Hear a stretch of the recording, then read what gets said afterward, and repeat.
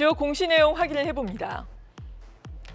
남양유업이 지난해 868억 원의 영업 손실을 기록해 전년 대비 적자 폭이 11.5% 확대됐습니다. 미래에셋캐피탈이 미래에셋 증권 주식 110만 2,700주를 추가로 매수했습니다. 미국 소재 화장품 연구개발 및 제조 생산 기업인 잉글우드랩의 4분기 영업이익이 전년 대비 99.4% 증가한 29억 원을 기록했습니다. 응급의료기기 전문업체 CU메디칼의 지난해 영업이익이 108억 원으로 전년 대비 50.2% 증가했습니다.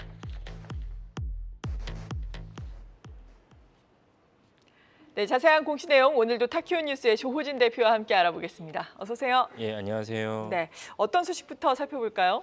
예, 잉글우드랩이 이제 어저께 이제 4분기 실적을 발표했습니다. 잉글우드랩은 화장품 기업인데요.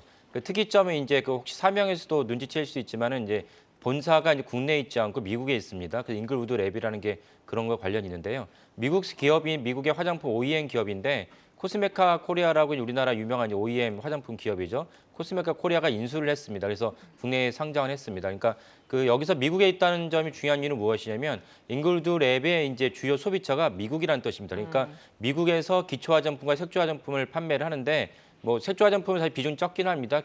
기초 화장품과 그다음에 자외선 차단제 같은 OTC로 분류되는 자외선 화장품이 더 비중이 높긴 한데 결국 이런 화장품들이 팔리려면 기본적으로 미국 경제가 어느 정도는 유지가 돼야지 이제 화장품이 팔릴 수 있다. 바꿔 얘기하면 또 하나 우리가 그 코로나 때 겪었다시피 코로나 때 만약에 우리가 마스크를 갖다 강제하거나 외부 통제가 있다면 이제 당연히 화장품을 잘 안 하지 않겠습니까? 그러니까 그런 것들이 사실은 잉글우드랩의 매출에도 관련이 됩니다. 그래서 잉글우드랩은 사실은 본질적으로는 이제 중국보다 우리나라 경제보다는 미국 경제와 미국의 그 코로나 사태랑 이제 관련이 깊다 이렇게 보시면 됩니다. 근데 뭐 아시다시피 미국은 우리나라보다 빨리 그 코로나를 풀었습니다. 그래서 사실은 미국 사람들은 좀 마스크를 하는 것 자체가 개인적인 권한을 침해한다. 정부에서 마스크를 해라 해도 응하지 않는 경우가 많이 있었는데 이제는 뭐 바이든 정부가 마스크 자체를 풀었기 때문에 미국은 이제는 마스크를 하고 다니면 좀 약간 좀 이상하게 보는 그런 풍조가 있죠.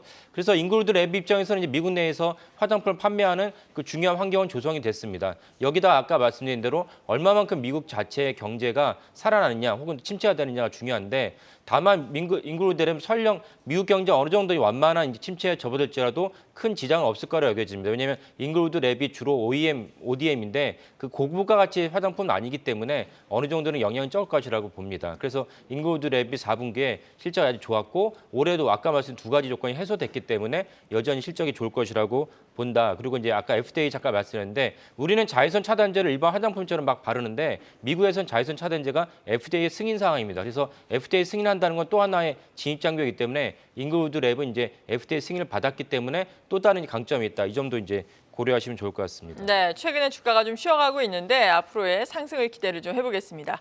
그리고 남양유업 사실 실적이 좋지는 않았는데 주가는 상당히 좋거든요. 경영권 분쟁 때문일까요? 그렇겠죠. 예.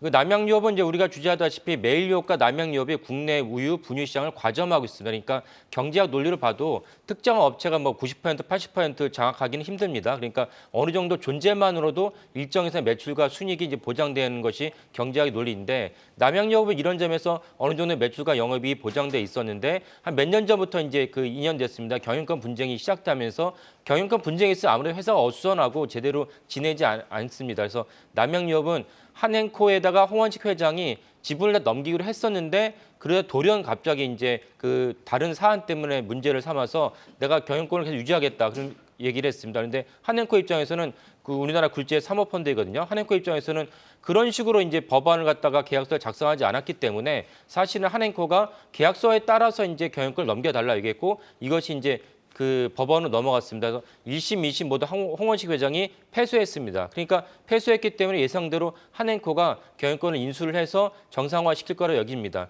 여기서 이제 또 하나 주목해야 될 점은 2심의 판결이 불과 4개월 만에 끝났다는 것입니다. 통상 민사 2심 소송은 8개월에서 이상 가는데 4개월 만에 끝났다는 것은 해당 판사가 보기에도 이게 그렇게까지 심각하게 심리를 할 사항은 아니다.